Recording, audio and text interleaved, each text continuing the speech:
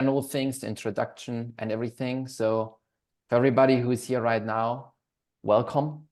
We are super happy to have you. This is our event from the International Union of Biochemistry and Molecular Biology Training Initiative on mental health, where we basically try to lift the taboo on the topic and try to engage in an open dialogue. Because I think many of us in academia, if not all of us, have times where we definitely struggle with our mental health, with basically how to conduct ourselves. And so we thought it might be a very nice idea to do the first step and to address the topic and to have an open discussion about it. So good to see everybody here. My name is Patrick. I'm one of the region leaders of the IOBMB. So the thing is that we have these different regions, and I've been taking this job so far, but now I would like to officially pass it on as the first IOBMB Train Initiative event for this year to Michaela, and I think it's a great pleasure to do so, since we have been on the IOBMB for quite some time, and so I'm very happy to announce it now officially. And with that, Michaela, I pass it on to you, and we can get started with the event right away, where Michaela will give you a little introduction to who we are. And then we have our short introductory talk by Dr. Tsai, and then we will move on to the panel discussion, everyone. So thank you so much for being here, and now I really pass it on. Yeah, thank you, Patrick, for the wonderful introduction. And I hope that I continue to do a great job with the IOBMB Training Initiative like you did before. So just a few quick words about the IOBMB and the IOBMB Training Initiative. First of all, can you see the slides? I hope so. No, we can perfectly well. Okay, nice. So first of all, is the IOBMB for you? The IOBMB, or the International Union for Biochemistry and Molecular Biology, is the global organization that hosts scientists, molecular biologists, and biochemists from all around the world in various research and education phases. We share a united goal to provide resources and continuous education for all scientists, no matter what their background are. So with that aim, we provide a lot of scholarships and fellowships. I encourage you all to check out the official IOBMB website, and surely you will find a scholarship or a fellowship for you. Also, we host a lot of conferences and events like this one. This was in Kelm late previous year. And as you can see, being part of the IOBMB is a lot of work, a lot of fun, and sometimes a free beer. So the IOBMB Training Initiative is a branch organization of the IOBMB. It's founded and hosted by young researchers. Our motto is for trainees, by trainees, for trainees. So whether you're a high schooler, undergraduate, a master's student, a PhD student, or a postdoc, we hope that our resources and educational events help you navigate your complex but wonderful journey through biochemistry and molecular biology. We host various educational, relevant, and helpful events such as this one. And on behalf of the Training Initiative, I thank you for joining us on this event. And my final note would be, check us out, check our social media pages. And if you want to enhance your communication and organization skills, and at the same time connect with the global science community, I encourage you to join us to become a part of the IOBMB Training Initiative, to make your late New Year's resolution to become part of the Training Initiative, and I guarantee you won't regret it. I pass on to you, Patrick. All right, thank you so much, Michaela. I've also put a link to the IOBMB Training Initiative in the chat if you'd like to know more. And with that, basically, we can now already move on. So I would pass it on now to Julia, who is a newer member of the IOBMB Training Initiative. And she will introduce Dr. Tsai to you. And from then on, again, we will have a little introductory talk. So, Mikhail, I think you can stop sharing right now. And now we go on. Yes, thanks, Patrick and Michaela. So let's get started with the event, so to say. I would like to introduce our first speaker to you, which is Professor Alexander Tsai, who is an associate professor for psychiatry at the Harvard Medical School and also board-certified psychiatrist at Massachusetts General Hospital. Also, he's a lecturer at the Mabara University of Science and Technology in Uganda. And now he's going to give us a little introduction into what are anxiety and depression actually, and why are they so prevalent in graduate students. He will also give us a little insight into potential strategies to minimize their effects and also to potentially prevent them, which is also going to be a big topic for the panel discussion. So, Alexander, it's your stage. Cool. I will share my screen. Can everybody see? Okay, excellent. Thank you so much for inviting me to speak. So before Teresa Rubio had emailed me the invitation, I actually didn't know anything about the IUBMB or the training initiative. I think what y'all are doing is fantastic and very much worthwhile. So thank you for the invitation to speak. Before I start my talk, I wanted to say first that the content of this talk, and I'm guessing the content of the entire panel is probably not going to be that pleasant. The fact that all of you are here suggests that you know I'll be talking about mental health challenges among grad students in general. If you didn't, now you know. And I will also mention suicide briefly. And my guess is that the issues that I'm going to be talking about are relevant to most of you, if not all of you. In the general population of the United States, anywhere between 1/2 to 1/3 of people report that they have known someone who died by suicide. Estimates from other countries kind of all over the place, ranging from 7% in a study of Chinese high school students to 75% in a sample of Irish university students. And the population proportions in terms of people who were personally affected by suicide seem to be a bit lower, but the numbers are still substantial. So all this just to say, if you feel like you have to log off while I'm talking, just go ahead and do it. Come back whenever you feel like it. I won't take it personally. Conversations about mental health difficulties and the circumstances that give rise to mental health difficulties are never really easy to have. As a psychiatrist, I generally think of emotional well-being as lying on a continuum. So some people experience no difficulties, most people experience some difficulties, and then some people experience very severe difficulties. I'm showing a normal distribution here, but it's really just for illustration only. I'm not necessarily making a claim that mental health challenges are distributed normally in the population. When we talk about mental illness, or psychiatric disorder, we're really talking about people who are experiencing severe difficulties. But that's not to say that difficulties that do not rise to the level of illness aren't significant. They are. Mental illness and mental health lies on a continuum. But I just want to make sure that we have a common vocabulary so that we're all sort of on the same page. The most common mental health problems are generally grouped into depressive and anxiety disorders. These are by no means the only mental health problems, but the others are much rarer. The point prevalence of depressive and anxiety disorders in the population varies by country and setting. Prevalence of anxiety disorders might be a bit higher depending on how you count and what you count, but in general, it's about 5 to 7% in the general adult population. And the prevalence of depressive disorders may be a little bit higher in Africa or South Asia, but by and large, the estimates are pretty consistent with each other. Same goes for anxiety disorders, possibly a little bit higher, particularly in Europe and the UK. But if somebody asked you to guess, and you guessed that the population prevalence of anxiety disorders in France or Germany was about 5 to 7%, that would probably be a reasonable estimate.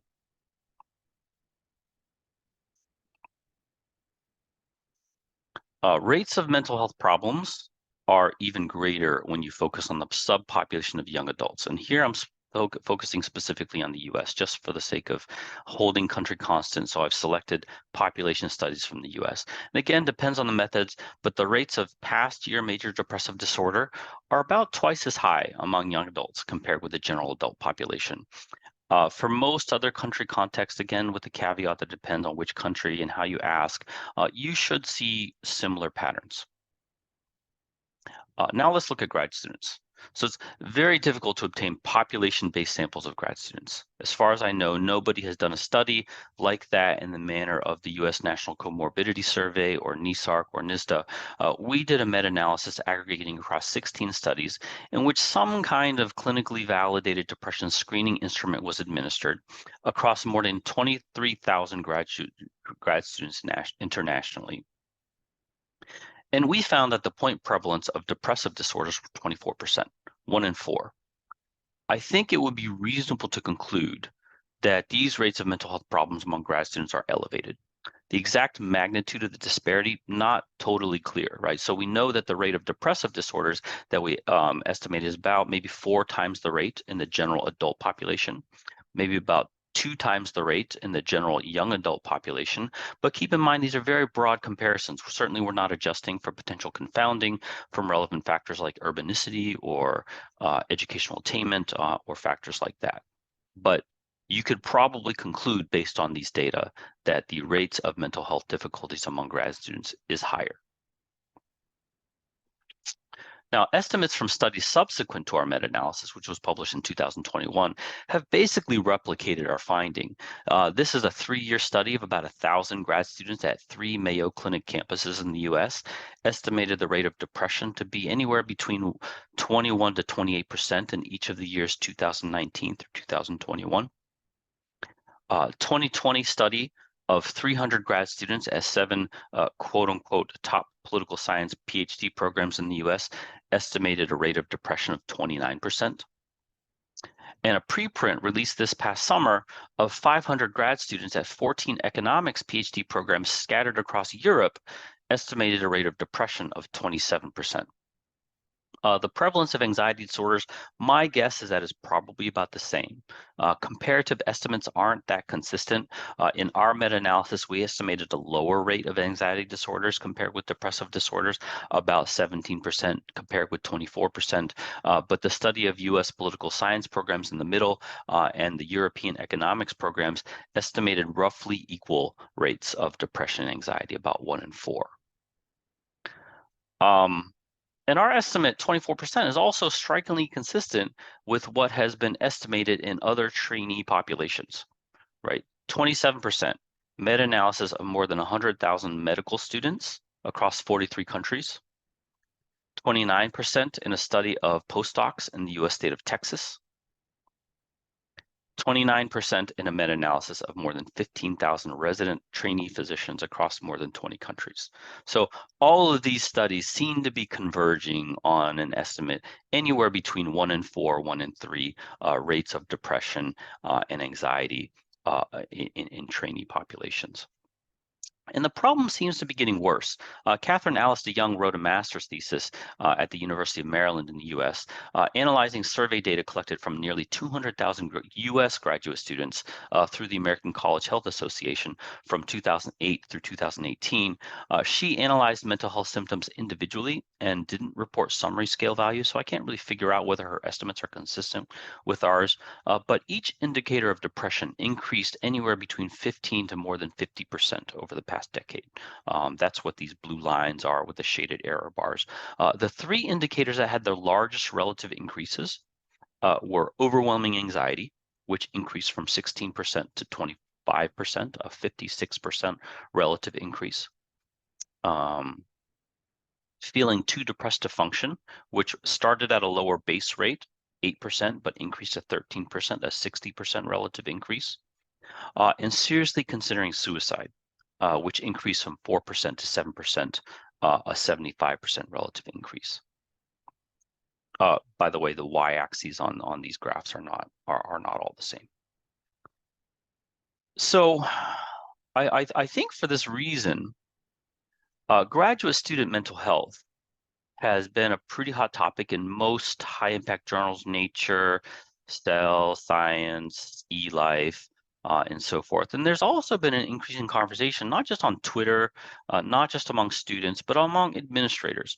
I'm not totally convinced that the conversation has been all that productive, because people in positions of power seem to be unnecessarily surprised by the idea that there's something depressogenic about being in a contingent, powerless, low-paid, stressful trainee position.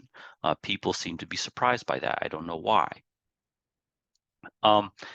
You're all in that system. I assume that simply by being a participant in the IUBMB training initiative, you're all either in grad school, about to go to grad school, or hoping to go to grad school. And I think most people would agree that grad school is stressful for many people. Would I confidently say that there is a negative causal treatment effect on average across the population? I don't know. You would have to run an experiment for that, and you would have to experimentally manipulate condition of stress for grad students, and I don't think that kind of experiment would be very ethical. But I would say that at least for some people, grad school does adversely affect your mental health. But there are a lot of potential influences on mental health. Some people come into grad school predisposed to have mental health challenges. In the original Adverse Childhood Experiences study conducted in the US among 13,000 adults, 52% of the sample reported one or more adverse childhood experiences. 44% in a population study in the German population, 64% in the Singaporean population, 46% in the UK population. It's very clear that the rates of adverse childhood experiences are pretty high, no matter which population you're looking at. In the U.S. National Comorbidity Survey replication, the median age of onset of post-traumatic stress disorder was 23 years of age. The median age of onset of anxiety disorder is 11. So many people come into grad school knowing that it's likely that they may experience mental health challenges. Other people come into grad school knowing that it is less likely that they will experience mental health challenges compared with their classmates. I mean, these are the people who are basically set up for success. What do I mean by that? So here's a recent study of 7,000 U.S. tenure track faculty in STEM disciplines. Allison Morgan and colleagues found that the percentage of U.S. faculty whose parents had a formal degree is increasing over time. And this rate is increasing compared with the general U.S. population. In 1940, U.S. faculty members were 49 percentage points more likely than people in the general U.S. population to have a parent with a college degree. By 2020, that difference had increased to 63 percentage points. These differences are further magnified when it comes to parents with a doctoral degree. Depending on the field, U.S. faculty members are anywhere between 12 to 25 times more likely to have a parent with a PhD compared to people in the general U.S. population, and 5 times more likely to have a parent with a master's degree compared with people in the general U.S. population. I suspect these trends are similar in other countries. The authors use their data to forecast the probability of becoming a faculty member conditional on having a parent with a PhD, and that number is 9.5%. That is, if you have a parent with a PhD, you have a 1 in 10 chance of making it to becoming a faculty member. And for people without a parent or people whose parents did not have a PhD, that number is much, much, much lower. There's another class of influences on mental health, and that is the anticipatory stress of being a grad student. If you finish, knowing full well that others in your cohort already have the deck stacked in their favor, what does life look like after you finish? So let's talk about what happens after grad school. Most countries are doing a great job of churning out PhDs. These are data from the US. There's some ebb and flow on a year-to-year basis, but the number of PhDs in the US just keeps marching linearly upward. The problem is that the number of faculty positions doesn't maintain the same degree of growth. The cumulative number of faculty positions is also linear, but the slope, the yellow line, is much, much, much flatter. My guess is that the disparity between these two trend lines also looks similar, if not worse, in other countries. So because of the gap between PhDs produced and PhDs consumed, it's just getting harder and harder to get a faculty position. Here are data from the French National Center for Scientific Research, the CNRS. Each year, CNRS recruits young scientists through a competitive exam. And in this paper, Brochu and Angelier studied the academic profiles of all 56 young scientists recruited into evolutionary biology section 29 of the CNRS over a 10-year period. And they found that the people who are getting hired into section 29 are basically looking more and more impressive each year. So the people who got hired in 2005 had an average of 12 publications. And the people who got hired in 2013 had an average of 22 publications. That's like halfway to tenure at some universities in the US. Similarly, the people who got hired in 2005 had an average of 3 years of prior research experience, while the people who got hired in 2013 had an average of 8 years of prior experience. 8 years. 8 years is like 3 postdocs. These data are from a self-selected sample, with all the caveats that entails, of 300 postdocs collected from online forums like Twitter, Postdoc Association, email list, Reddit. The study participants were mostly US, Canada, and Mexico, with about 10% from other countries around the world. Most were in the life sciences, about 85%. Again, this is a very selected sample, so obviously take the data with a grain of salt, but the median number of job applications was 15, and the median number of interviews and offers was 1. So even if you make some allowance for suspect data quality and the true data are off by a factor of 2, there's still no denying that it's not easy to get into academia, to become a faculty member. So you have these 3 different groups of factors that can affect your mental health. They can also interact. Some people start grad school with certain predispositions, and grad school makes it worse. Uncertainties about future employment would be stressful for anybody, but grad school can also make that worse. Here's an example. This is a study of 2,600 grad students at the University of Maryland, a large American university. It was published last year after our meta-analysis came out, and 20% reported a lifetime diagnosis of depression, also roughly consistent with their findings. So a significant proportion of this sample were already predisposed to experience mental health challenges going into grad school. And in this paper, Hannah Allen and her colleagues found that stress was strongly associated with multiple dimensions of burnout. And they used the Maslow burnout inventory, which is the leading measure of burnout, and has been for the past, 40 years. Christina Maslow probably gets more citations to her paper than I have my entire lifetime. I think, and 2 of her papers on the Maslow burnout inventory have been cited like 20,000 times a piece. But they found that there was that stress was strongly associated with burnout, and these effect sizes were very large, anywhere between 0.5 to 0.7 standard deviations. But that there was effect modification by advisor satisfaction. That is, the association between stress and burnout was much weaker among grad students who reported having satisfaction with their advisors. You can also come into grad school with resilience resources that make grad school suck less. And here's another study published last year after our study came out. Susan Charles and colleagues surveyed more than 5,000 grad students across 10 campuses of the University of California system in the US.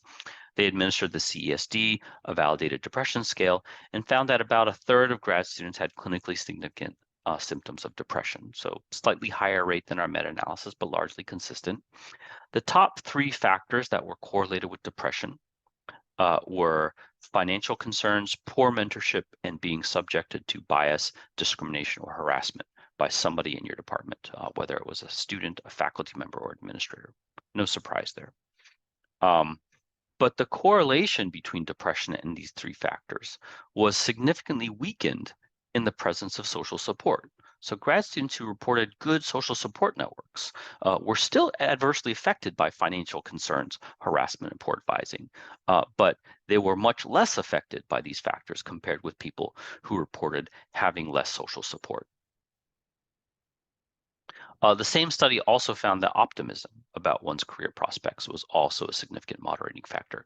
Poor mentorship was associated with poor mental health, but among grad students who are nonetheless optimistic about their career prospects, the adverse effects of poor mentorship was even weaker. So what can you do? You could not go to grad school, right? But that doesn't really seem fair. You want to make contributions to science, and you would hope that the environment that you undertake your training in is a suitable environment. And simply opting out of grad school doesn't seem like a very fair option if you want to preserve your mental health. You could also just make the job market better, but that also doesn't seem very realistic. You could shed all the dead weight that you bring to grad school. So all the parents who really had no business being parents, the financial hardship that people come into grad school with, the traumas, shedding all of that, highly desirable, also not realistic, right? You've made it this far, but life is what life is. You could also try to make these things make your life suck less. Social support, good mentorship, all the things that can potentially moderate these adverse influences on your health. And so, you know, what you all are doing with the IUBMB training initiative, reducing social isolation, fostering social support, providing grad students with resources to help people who are sort of stuck in toxic programs or who are stuck with toxic advisors to find secondary sources of support, potentially even secondary sources of advising. This is exactly the kind of thing that's needed. There are programs at different institutions, nothing systematic, that offer sort of quote unquote boot camp type programs for people who are interested in going to grad school, so that when they go into grad school, they come into grad school better prepared to tackle whatever grad school has to throw at you. So yes, more advocacy is certainly needed to change the system, but you're living your life now. And you can't just be waiting around for the system to change. You can participate in initiatives like IUBMB to try to change the system, or to at least help people withstand the system. But you can't simply wait around for the job market to get better. You're interested in contributing to science now. So I am very interested to hear from our panelists today. My contact information is here. I'm happy to take questions either during the panel or by email after the panel. But with that, I will stop sharing my slides and we'll hear from the next panelist. Thank you.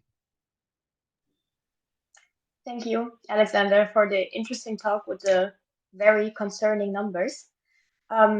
First, to the audience, there's a Q&A down below your screen. So if you have any questions during the talk, you're always more than welcome to ask them, and we will try to get as many answers as possible. And maybe actually I might want to start with a question to Alexander, if that's okay. So you mentioned a number of factors that could contribute to the general mental health situation in academia, right? Just out of curiosity, is there like any correlation between the duration of a PhD? And I don't mean like the individual student's duration, but for example, you mentioned the US and France, and we both know that it's like quite a difference, right, in terms of average of duration. Do you know anything about the correlation there? That kind of comparison is going to be fraught with difficulty because if you take the minimum, or rather, there are a lot of factors that are going to be correlated with the duration of being in a program, right? So if you are in a 10-year graduate program, the reasons for that program being 10 years could be very varied. It could be that you are very interested in making a very a specific discovery, and you want to extend your training because you want to get it exactly right and perfect, and that's why that's why your graduate program is 10 years. It could be that you have a toxic advisor who does not want to let you leave their lab. If you were to leave the lab, then they would have to train another student to take your place in the lab, and therefore that's why they keep you hanging around. So So there are certainly instances in which a long duration of training would be correlated with worse mental health, but also situations in which a long duration training could be correlated with better mental health. So it would be really hard to say, I think. I see. Okay, thanks. We have one question from the audience. What are the reasons PIs are surprised by the mental health struggles faced by students, and what can we do about it as students? So that comment that I made was, I was being sarcastic, in that I don't think anybody should be surprised that being in a powerless, contingent, uncertain situation should at all be adversely affecting your mental health. Certainly there are issues related to self-awareness that would make people surprised. So for example, in the US, speaking from my own context, much of biomedical research is funded by the US National Institute of Health. And getting NIH grant funding was much, much, much, much easier, say in 1980 and 1990 compared with 2020. So you find sometimes you're talking to advisors who are older, and they just don't understand that it's not like shooting fish in a barrel anymore, whereas maybe 30 years ago, the success rates of getting grants was maybe 1 in 2, and the budget of the US NIH doubled over, I would say, probably until maybe 2010 or 2000 or something like that. But ever since then, the number of trainees has gone up, but the budget has flatlined. So the success probabilities of getting grants is just going farther and farther down. But a lot of sort of older generation advisors aren't super aware that circumstances are changing. And so when they say, well, just get an NIH grant, they may not be aware that things are changing. All right. Thanks, Alexander. So now I would like to move on and introduce our panelists to you. And I would like to start with Madeline McGee, which is a laboratory technician at MIT Department of Biology in Boston. Then we have Stephanie Hoda, who is a fifth-year grad student in biomedicine sciences at the University of California in San Diego. And finally, we have Professor Zach Burton, who is a visiting professor for Earth and Climate Sciences at Bates College in Maine, US, which is adding a little bit of interdisciplinarity to the panel. However, right now it's not about their academic background, but more about their own personal journey of mental health in academia. And I would like to let the panelists talk for themselves. So, Madeline, why don't you start? Hi, so I'm Madeline, and like Julia said, I am a research technician at MIT. So I was in graduate school from 2020 to 2022, getting a PhD in biology, and I made the decision 2 years ago to drop out. And I'm very glad that I did that, but among other things, that was the result of me having some pre-existing mental health conditions that were absolutely exacerbated by graduate school. In addition to some unfortunate issues involving, some Title IX and otherwise issues. So that's sort of my grad school experience up until here. Thanks for sharing. Stephanie, would you like to go next? Sure. Hi, everybody. So my name is Stephanie Hodap, and I'm currently a fifth-year PhD student in the Biomedical Sciences program at the University of California, San Diego. And I'm super excited to be here today as this topic is very near and dear to my heart. I've struggled with anxiety, oftentimes debilitating, pretty much my whole life, but especially throughout my time as a graduate student. And I'd even be lying to you if I said even just speaking here is stirring up a little bit of anxiety. Public speaking is definitely a source of that for me. And actually just last year, leading up to my advancement to candidacy exam, I found myself in the midst of a mental health crisis where I was experiencing panic attacks, depression, and a whole range of physical symptoms. And it was around this point that I knew I needed to seek professional help. But I was quite unprepared for how difficult it would be to find and access resources within a timely manner within the university setting. However, these experiences ultimately inspired me to start a mental health and wellness committee in my PhD program to provide a safe and supportive environment to students who may find themselves also struggling with their mental health throughout their graduate education. And so our committee is composed of student and faculty members, and basically we just provide guidance for accessing resources, host educational workshops and seminars, and plan wellness events and social events such as dog therapy, yoga, meditation, etc. And I'm happy to talk more about that and field any questions. But yeah, that's a little bit about me and why I'm here today. Thanks, Stephanie, and also a great initiative of yours. So, Zach, take it away. Hi, everyone. Well, thank you to all of you, and thank you for allowing a geologist to to join on in. So I'm a professor of Earth and Climate Sciences at a small liberal arts college in Maine. I received my PhD from Stanford University in geology, and it was during that time that I also experienced a mental health crisis. That was back in 2017.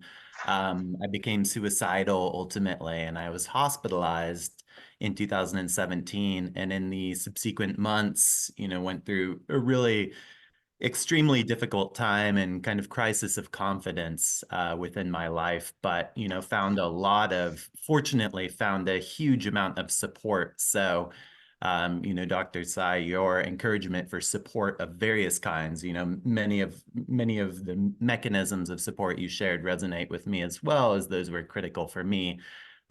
Returning to my PhD program at Stanford and completing my graduate studies there.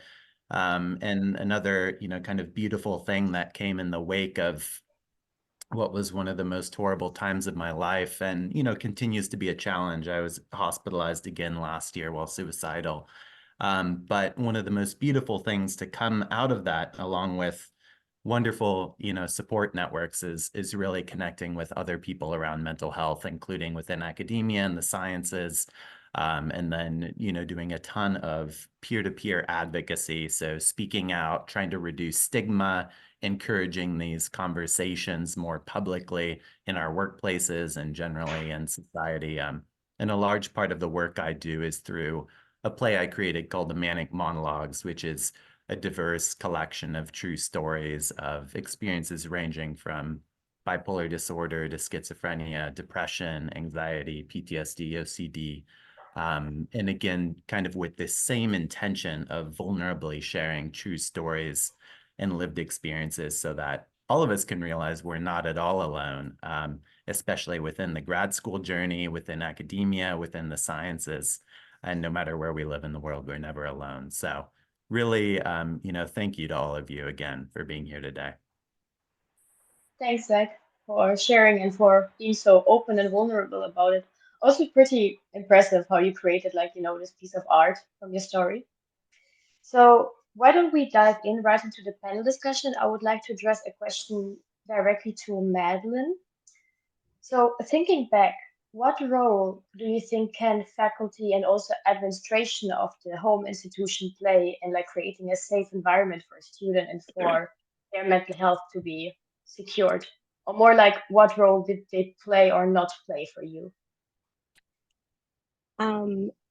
I will say, I think that in my experience, they played absolutely no role in helping. So I think for me, so when I was in graduate school, so one of the big reasons that I left is I was basically the catalyst for a Title IX investigation into one of my PIs at the time.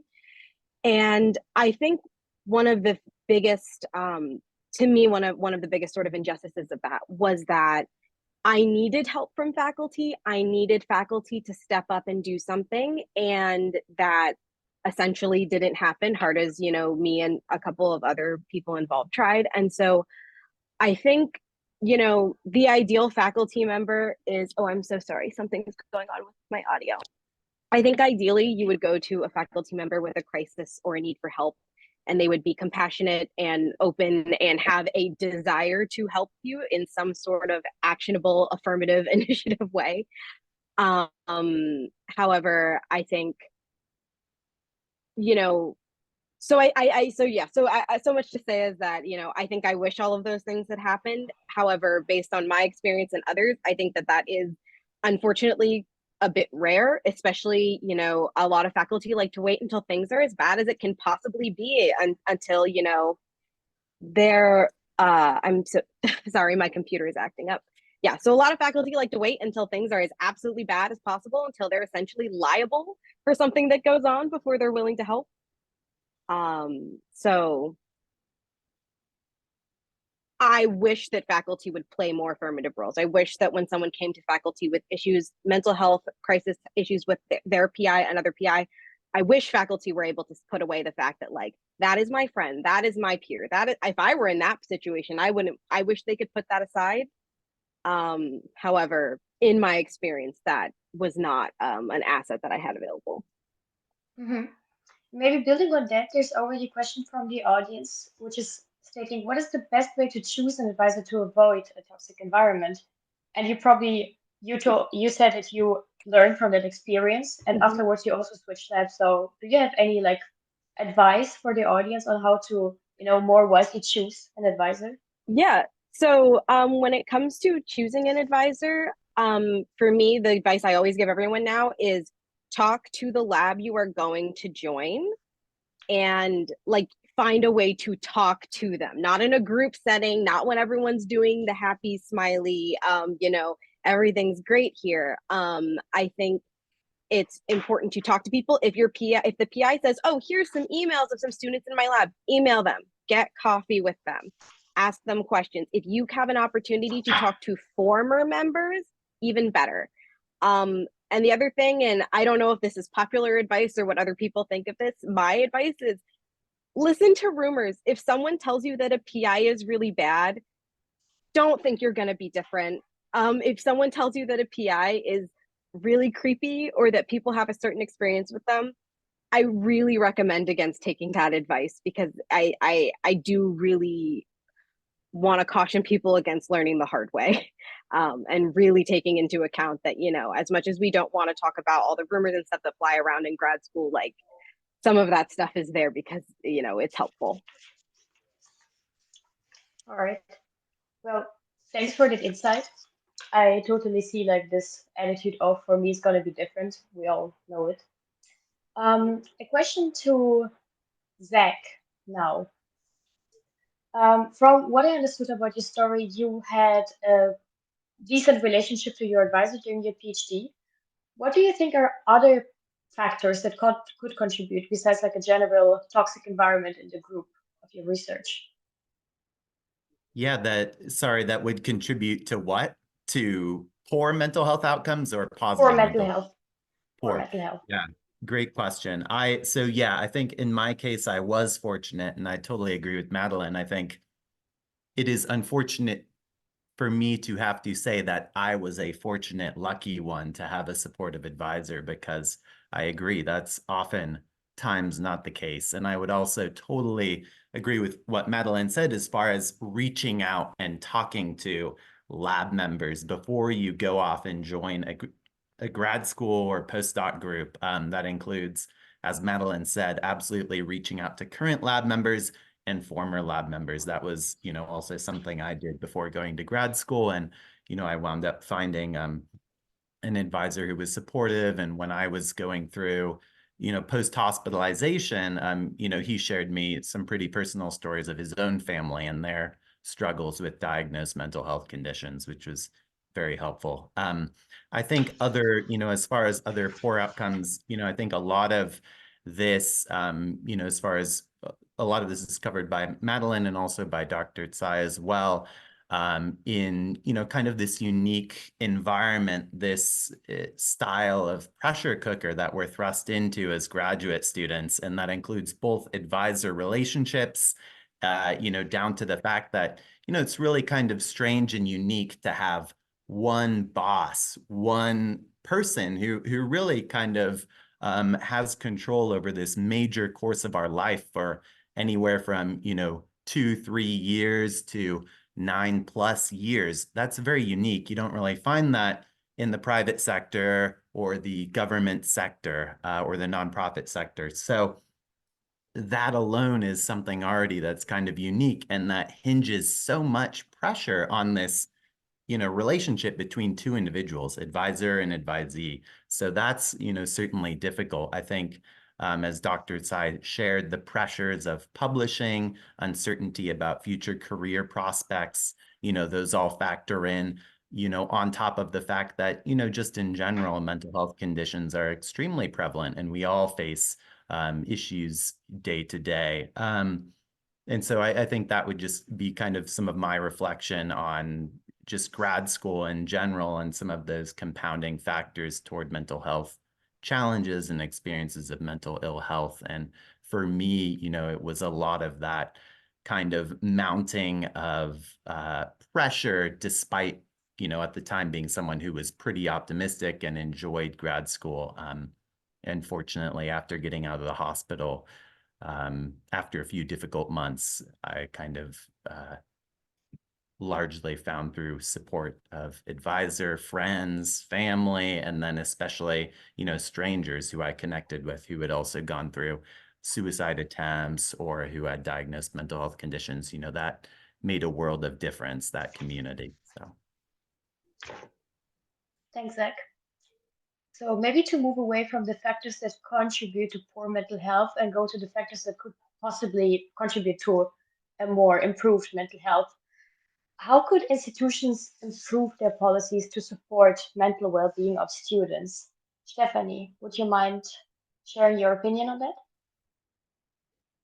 Sure. So I think there's definitely some additional limitations that we have to consider when thinking about mental health support in the context of a university or an academia. I know in my experience, I think just from my experience, resources are more limited and more difficult to access than I think, in a different setting.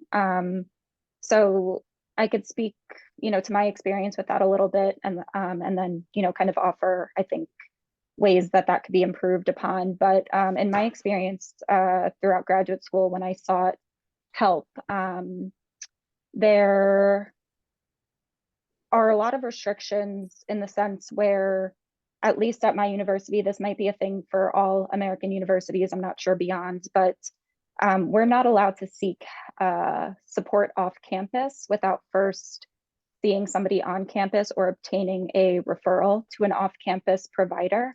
That could be insurance policies specific to the University of California. So that's one issue. There's also just availability of help and accessibility and the resources that are available. I found that there were really, really long wait times. Even, to first schedule a meeting with a therapist, we have to go through a phone screening. That could take weeks. Then they finally match you with a therapist, which could take additional weeks. And then by the time you actually are in the office, it could be months later. So I think that's a huge limitation of academia, first and foremost.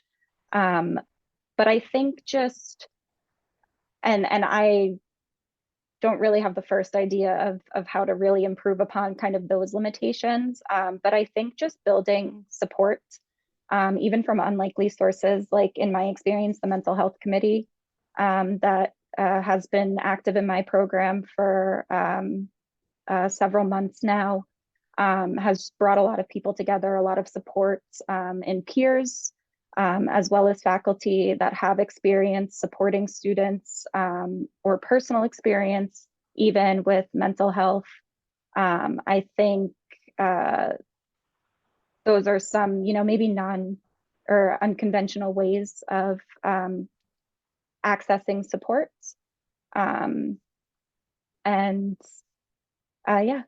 Yeah, I hope that answered the question well. Yes, thanks, Stephanie. There is a question from the Q&A section, which I think would be perfectly suited for Zach. How can you let your PI know that you need a mental health break without much drama, assuming they are creepy? Like maybe just some, because you, as far as I remember, you did take a mental health break during your PhD. How did you communicate this with your advisor? Do you have any advice on that? Yeah, I mean, excellent question, because I think unfortunately it's also a difficult and thorny topic, because some advisors, are not open to those kinds of conversations. And out in the real world too, many people are still not open to talking about mental health, though, hopefully that continues to change in a positive way. I think for advisors, for me, I actually didn't choose to open up to my advisor about it, because I was hospitalized in an emergency room. And so while I was in the hospital for several weeks, my friends, my roommates, who were also in my program, let my advisor know, while generally maintaining my privacy. They let him know in kind of a vague way. And so I'm, very thankful to my friends, my peers for doing that. And so that kind of opened the door for me later on, once I was out of the hospital and once I had gone through many weeks of group therapy outside of the university, to then kind of reapproach my advisor. And, to his credit, he also offered, kind of just openly offered that, I could take all the time I needed away from the PhD without having to take an official medical leave of absence. So he continued to pay me while I spent a few months away from the program. And then, 5 months later, I postponed my candidacy exams, my qualifying exams, for 5 months, and then returned. And that was, thanks to his offer of continuing to fund me. But I know, unfortunately, not all PIs would offer that, not all universities. There are too many horror stories, both at graduate level, but also for college age students, for university students, undergrads, where there are very harmful forced leave of absence policies, oftentimes to issue liability at the university level. And those sometimes have tragic outcomes. And it's a horrible thing that also needs to change at the institutional level, is more support around leave of absence policies that are not punitive. And so I think, that kind of goes hand in hand with the individualized relationship with an advisor or with a supervisor. Okay, thanks for sharing this. Also very, very sweet of your former advisor, if I might say so. Yeah, I So, Right. Sorry, I apologize. There's maybe one more thing on that note too, is he's certainly been wonderful in that regard. And and in general, I would say, despite the fact that it's difficult and that a lot of people are not necessarily always open to these conversations, I don't think it's a reason not to bring these things up to our bosses, because at the end of the day, if we're going to be continuing on in a graduate program, we want to work with someone who's supportive. And so that, for us, if we bring up our mental health challenges or a need for some type of accommodation to a PhD supervisor or any boss, and they are not receptive and they are stigmatizing or they are punitive, that's a very helpful red flag that maybe we need to leave and we need to find someone else in our program or find a different university or go elsewhere, because each of us are worth much more than having to put up with a supervisor who is abusive or who is not receptive to supporting us. So I would also add that is that you should absolutely approach your supervisor with these kinds of conversations, and hopefully those have a positive outcome one way or the other. that's a very good piece of advice. Also very much agreed. And mentioning stigmatization and destigmatization, Michaela will now take away the panel discussion, where we will more focus on coping mechanisms, advice, and also destigmatization. Thank you, Julia. Yeah, moving on to a bit more lighter topic. So the coping mechanisms, some personal tips and tricks, how to, handle the stress, all the struggles we talked about. So my first question would be directed to Stephanie. You mentioned that you formed a mental health and wellness committee that I love. And you also mentioned some coping mechanisms like yoga. So my question would be, what are some effective self-care strategies that individuals like us in academia can adopt? And also, would you be care to share some of your personal self-care mechanisms and tips you personally adopted? Sure. Yeah, so of course, that's something that's very individualized and unique to every person. I will say, in my experience, I kind of have a love-hate relationship with certain coping skills, maybe more so the ones that, you know, you might learn in counseling or therapy, because some of them work, some of them don't, some of them sometimes work. And so it could be a little tricky to find coping skills that work for you, which, you know, me personally, I would love, you know, a quick fix in that regard, but that's not always the reality. And then there's also just general self-care and wellness things that you could do just to bring a little bit of joy. And, you know, for me personally, that's going on walks, doing a really relaxing, like stretching or yoga session in my apartment, you know, meeting up with a friend who has a really cute dog. Some breathing techniques I found work for me, you know, cozying up on the couch with a cup of tea and a good book. So really it's something that I like to think of it, even if it's not necessarily like a coping technique that's gonna help you in, you know, the middle of, you know, an anxiety attack or feeling stressed or anxious, just little things that you could do to just improve, you know, your overall mood and bring you a little bit of joy. And those things, you know, do add up. Yeah, so I guess, you know, my advice would be to just kind of explore those and see what works for you.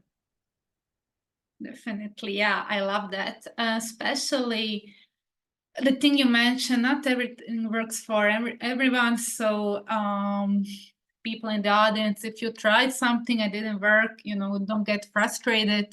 Try something else and maybe it will work or not. So try something else again. Point is always try something. And the next question would be when something isn't working, and we all know that experiment environment can be pretty much hectic and out of control sometimes. And my question would be for Madeline, what you do in that, since you work in a big laboratory system, what to do when the experiment and the environment is like out of control and hectic, and you have all these deadlines, like how to decrease the anxiety and the panic attacks in that under pressure environment? So I think what sort of ended up helping me a lot of the time is eventually just being realistic with yourself. I have these many things to do. I have these many hours in the day, and I have to get this amount of sleep to get half of them done. So I think, so, you know, I'm no stranger to not having experiments work. In my first year of grad school, I spent probably, you know, 4 months trying to, you know, do the same thing over and over and over again. And I think when it comes to things not working, when it comes to things piling up, I think it's really helpful to try and remind yourself that there's you as the experimenter and then there is the science. So something I would get caught up in is thinking over and over again that I must be doing it wrong. And it just turns out that we weren't on to the right thing. And so I think being able to, even with an advisor, you know, who you maybe don't have the most trust in, being able to say like, look, this isn't working and we need to change it. Having the initiative to, you know, trust your own instinct that something isn't working, and that you are, you know, doing it to the best of your ability. And I think when things start to pile up, when you get into the panic mode and you know, there's no end in sight to the work, I do think, you know, you can't always make it go away. You can't always make it go away faster. And so I think when it comes to that, it's taking care of yourself. It's taking the step back and saying, do all these things have to get done? What happens if some of these things don't get done? What consequences can I accept, and what things absolutely have to get done? And prioritize that way instead of treating everything like it's an emergency all of the time. Yeah, definitely. And on that note, we had a pretty interesting, in my opinion, question from the audience. Since we talk about pretty much the stress and the mental health issues of grad students, this is a interesting question because it's the other way around. So how can one help, and is it our responsibility when a supervisor is going through a mental health challenge and maybe consequently not contributing to our experiments at all? So yeah, Madeline, you mentioned that talking to the advisor and about your experiments and whatnot can really be beneficial, but what you do when, I don't know, he's going through some personal issues and he's not there to guide us, to provide resources? So I'm not sure how popular this advice will be, but I think this can get into like a really sticky situation. I have had more than one advisor where you somehow find yourself playing sort of like this stand-in therapist to your advisor when they're going through something. And that can create like a really toxic dynamic between, a student and their advisor. So I think, of course, PIs and your advisors are having their own private things in their own lives. Absolutely. And that will absolutely bleed into their work, no matter how good the PI is, no matter how good anyone is. In some way, that's going to bleed into your life. I think one of the things that in this instance I would recommend is remembering that as a grad student, you have a job. You are an employee and your PI is your employer. There are other things to that relationship, but the number one relationship at hand is that you are an employee. That is your employer. If you worked in as a secretary in an office job, you wouldn't think part of your job is managing up someone else's health or someone else's mental health crises. And so I think, I think one, that's like a situation that you want to be kind of careful walking the line, because there are some PIs that have a really hard time with boundaries, and particularly professional boundaries. And then I think when it comes to your PI going through something and that's making them, just as an advisor, unable to do their job, I think that's also a really kind of difficult thing to sort out, because of course there's not much you're going to be able to do interpersonally. If they're going through something private, then that's what's happening. But I think that is where, if you are in a lab where there are postdocs, where there are other or senior grad students, there are other people you can go to for help. I think that's really good. And I think if it comes down to it, some people end up needing to talk to their committee or sort something out with their advisor, like regular meetings or something, when it's something that's more, they're just absent because of whatever's going on in their life. And of course, saying, hey, you haven't been around that much. Could we meet more? I'm having an issue. Keeping it on the very light and professional side can also be helpful. Definitely. Yeah, very solid, very good advice, Madeline. Thank you. And one more question that I wanted to touch upon, maybe with Stephanie, since you mentioned that, you had pretty much a while back before your PhD some anxiety problems and difficulties. And so my question would be how to deal with those predisposed anxiety problems that you're bringing to your PhD. So how did you dealt with it? Did you like something dealt with it, or just later when it became like something you can't avoid? Yeah, so I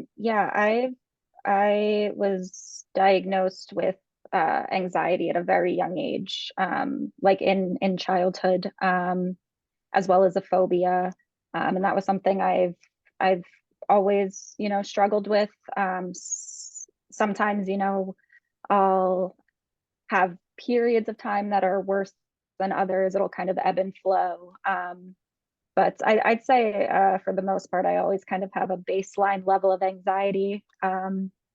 that I'm kind of navigating and dealing with.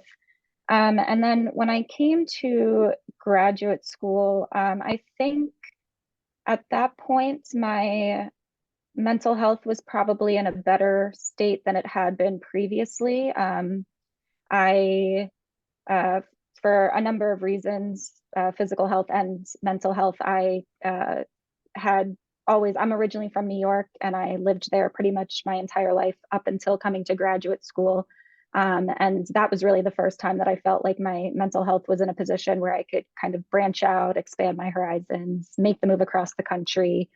So I actually came into graduate school feeling pretty positive about my mental health. And for the most part, up until, last year, definitely maybe a couple times before that, it was fairly smooth sailing in the sense where I absolutely was stressed. I experienced bouts of anxiety, but I was always kind of able to handle it. And then it wasn't until last year, leading up to my advancement to candidacy exam, that I wasn't able to handle it. And I guess that was a little bit of a wake-up call for me, kind of in the sense where, I'm probably going to struggle with anxiety and mental illness my entire life, especially during periods of time where that might be more stressful than my day-to-day. And in hindsight, what I wish I had done is kind of be a little more prepared for something like that to happen. Given my history, I probably should have gotten ahead of it. I should have known that I would likely encounter something like this, maybe not to the extreme that it actually happens, but odds are I would feel anxious. And the advice now that I would have given myself a couple of years ago when I first started was to put, get certain things in place, certain supports, kind of have a plan in place, so that I can kind of get out ahead of it, whether that's already enrolling in counseling or being seeing a therapist, even just once a month for kind of maintenance. And then when these things arise, I'm already with somebody who can provide help, or something even as simple as just knowing what resources are available to you ahead of time. Because that was something I struggled with in the middle of my mental health crisis, trying to, sit on my computer and research all these programs and contact all these people. I was not, mentally in a position to be able to do that at that time. So I think just, to the best of your ability, being, prepared, and hope that, it does, you might not even have to use those resources, but just knowing what's available and really just trying to set yourself up for success in that regard. Yeah, thank you, Stephanie. That was pretty wonderful of you for sharing that personal story. Very, very much thank you. I'm not sure Zach is here, not. No. Okay. No, he had to go to his lesson, so he logged out. Oh, pity. Okay, and then I was thinking of talking to him about the stigmatization, since he's the expert. But yeah, we could probably do it without him. Maybe ask Dr. Alexander, what do you think? What are the major biggest misunderstanding and stigmatization regarding mental health, in your opinion, professional opinion?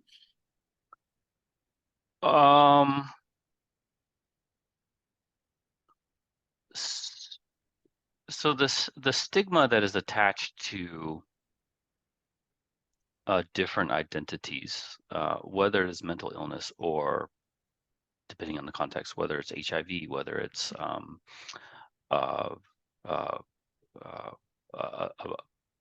being gay, it really varies by culture, because the stigma takes on meaning from the culture at large.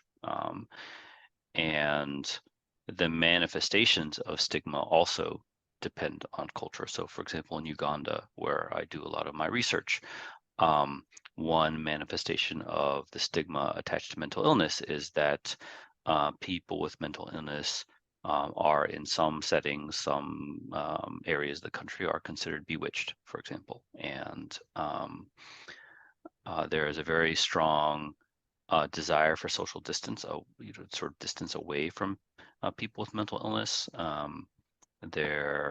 If you look at surveys conducted, people would not want to, for example, have somebody with a mental illness marry into their family. People would not want to work with somebody with a mental illness, and so on and so forth. So all sorts of behavioral manifestations of this kind of prejudice and discrimination. So it really depends on the context, depends on the illness. In the U.S., I think it's very interesting. So in the probably in the 80s and 90s, there was a big effort to try to destigmatize mental illness by casting it in a biomedical, biogenetic kind of context where people would do a lot of education about, well, this is a brain disorder. There are parts of it that are heritable, and it is an illness like diabetes. And there was a lot of hope that that kind of destigmatization campaign would actually reduce the stigma attached to mental illness, but it actually hasn't turned out to be the case. And I think the reasons for that are pretty complex, but some of it has to do with the perceived treatability of mental illness. Some of it has to do with perceptions of dangerousness, and the extent to which certain types of mental illness are lumped in with certain other types of mental illness that all have very different manifestations of behavior. So for example, in the US, and this is sort of, our unique pathological burden to bear, is that we have a lot of gun violence, and these mass shootings that you read about in the paper, you don't see these mass shootings in New Zealand or Japan, because they don't have guns. And in the United States, the epidemic of mass shootings and gun violence is also tied together with mental illness, because whenever one of these shootings happens, then one of the things that people sort of naturally jump on is, well, what caused this person to go shoot up 30 people? Was there mental illness involved? And it is true that in a certain proportion of cases there is mental illness involved, but if you look at the population evidence, by far, in a way, people with mental illness are much more likely to be victimized than to be victimizers.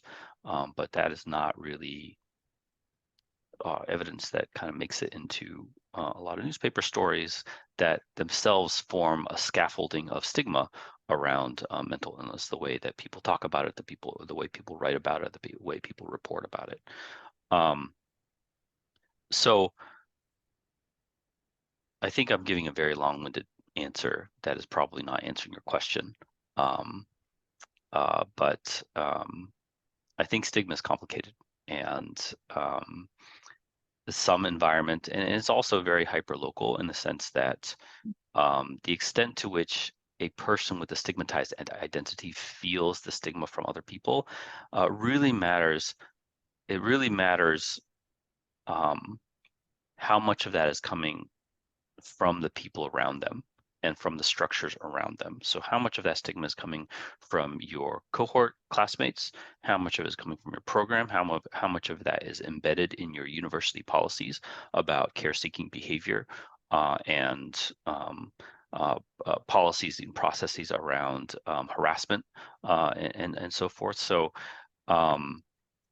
one kind of response to dealing with stigma is to basically navigate to the environment and surround yourself with the kind of people that would be supportive. And you know, we've talked a lot about on this panel about social support and the importance of good advising and all that sort of thing. The program policies maybe not super changeable, at least not in the short term. Again, you know, through advocacy efforts and so forth, those things can be changed. Over the long term, probably not in the course of 2 months if you decide, you know, something needs to be changed, but certainly navigating to the spaces where you would be less likely to experience that kind of stigma and discrimination, I think would be really important. Yeah, definitely. Thank you, yeah, for this long but comprehensive response. I really appreciate it. Yeah, maybe just to briefly touch upon about maybe Madeline, what do you think how we talk about a lot about academic institutions and how can they help and provide guidance? So what do you think how academic institution can reduce stigma about mental health, since you mentioned that they weren't that much help to you? So what do you think they can do in that instance to provide some help? So for one, I think it would be really helpful to have more constructive and meaningful training of PIs in how to deal with employees and people under them who are struggling and who have issues. I think that, I'm not sure about, the other universities, but certainly here at MIT, at the university I was in, they, make them do the web training that's, essentially takes you 30 minutes where you don't, where you learn basically nothing. I think having some sort of, actual training, this is what you do when someone comes to you with this issue. This is something that you do not say to an employee that comes to you telling you that you are harming them or that they are stressed under you. I think that sort of more accountable system would be really, really helpful. And like I said, I think that like actual affirmative training of PIs would be really helpful. And then I think universities having better structures for addressing mental health. I think it was addressed here, someone who had or I think it was Stephanie, you said that it was difficult for you to seek mental health advice through your institution. And I think, I went through a really severe crisis when I was in graduate school, and the severity of that crisis essentially meant that they bypassed me for a lot of those issues to get me the help I needed. And I don't think I should have needed to be in crisis for that to happen.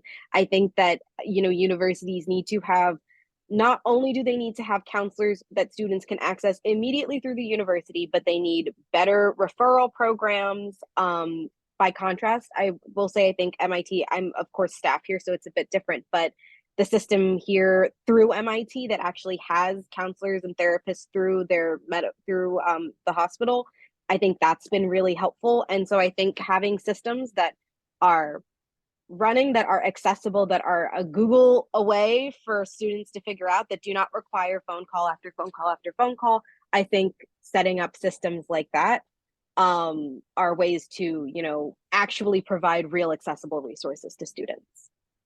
Yeah, definitely. Thank you. Yeah, thank you, Madeline. Thank you, everyone. I would love to, Can I mention one thing? Yeah. Sorry, I just dovetailing off something Madeline said, just because I think this is important. So some of the stuff that Madeline was talking about is essentially elements of the U.S. Air Force suicide prevention program, which is, there are not very many population-wide mental health interventions that seem to work. And the U.S. Air Force Suicide Prevention Program is one of them. Because, it's probably back in maybe the 90s when they realized that they did really have a problem with suicide in the Air Force. And they basically revamped their systems to address mental health and suicide prevention from top down and bottom up.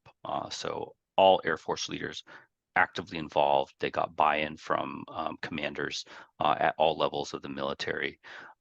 They addressed suicide prevention and mental health literacy through a regular professional education that everybody was required to go through. And so it made treatment seeking less stigmatized and just regular. This is what you do. They had bystander training for airmen and airwomen who to train them on what to notice in their classmates and their coworkers in terms of what you should be on the lookout for and what you should be notifying your commander for.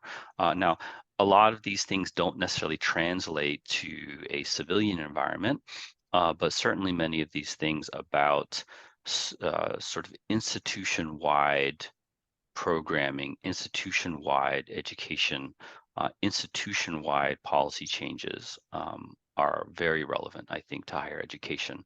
And I think a lot of institutions could learn from that experience. Yeah, thank you, Dr. Alexander. I definitely agree. And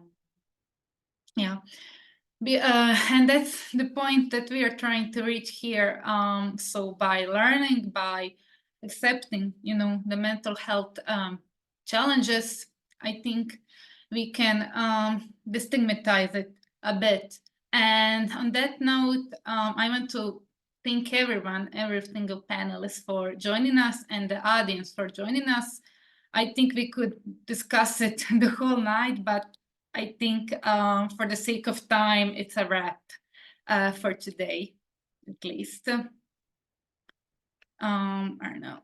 Does anyone have any final words, Patrick or Julia? Yeah, maybe let's finish it off by thanking you all again for being here, for being with us. I think we all felt it was a very personal experience. Thank you everybody, for our panelists, but also the people in the chat, really for opening up. I have some final things, maybe some final takeaways. Let me just briefly let me share my screen here again.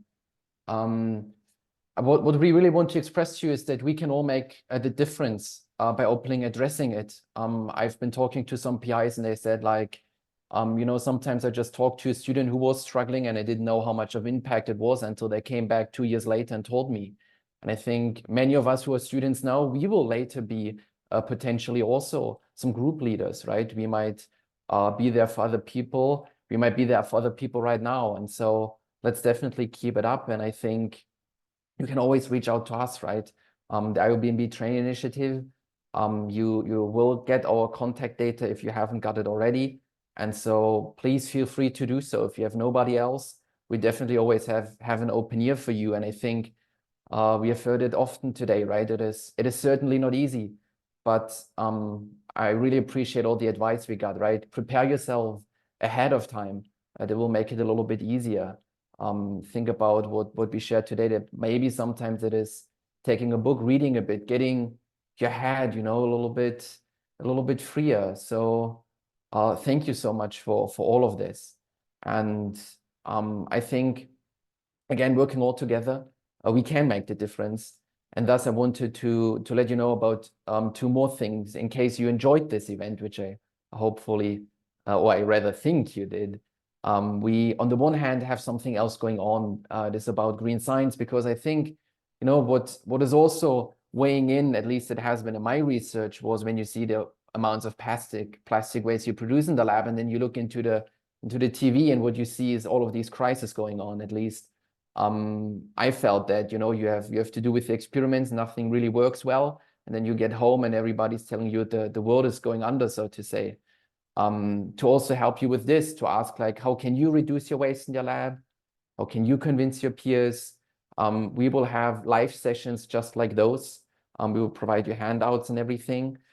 So this will be ahead. We will keep addressing mental health, and sustainability in the lab will be our second thing. So in case you should be interested, we will put a link in the chat, or I will give you 1 second to scan this QR code. Just as a mentioning here, we will again keep on talking about mental health, because I think it's a part of sustainability as well, right? We want to have a sustainable conduct in our lab, whether this is mental, whether this is environmental. This is of a great concern to all of us. So right now you can basically scan those and get ready to join our live sessions and then get the handouts and recordings. And then additionally, we want to give you a little bit more. You have to think about in terms of greenness, maybe to get a little smile on everybody's face after such a difficult topic indeed.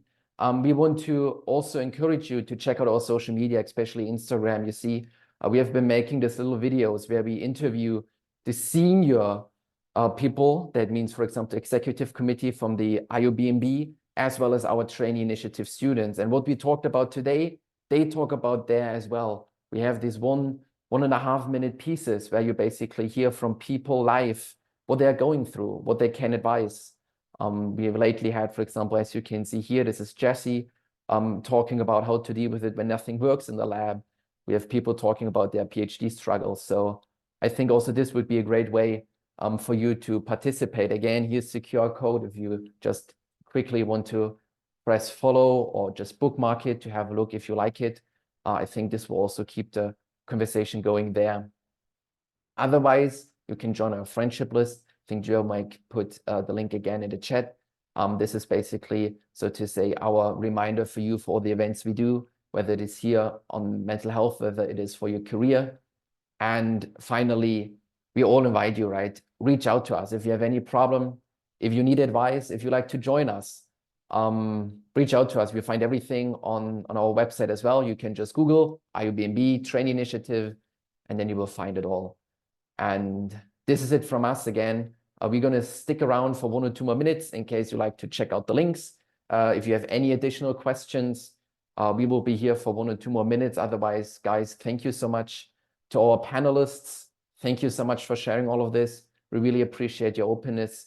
And for everybody, we hope that this session could really help you. And fingers crossed for all of you.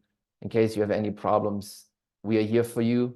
And with that, I wish you a good evening or a good afternoon or a good morning. Have a good one, everybody. Bye-bye.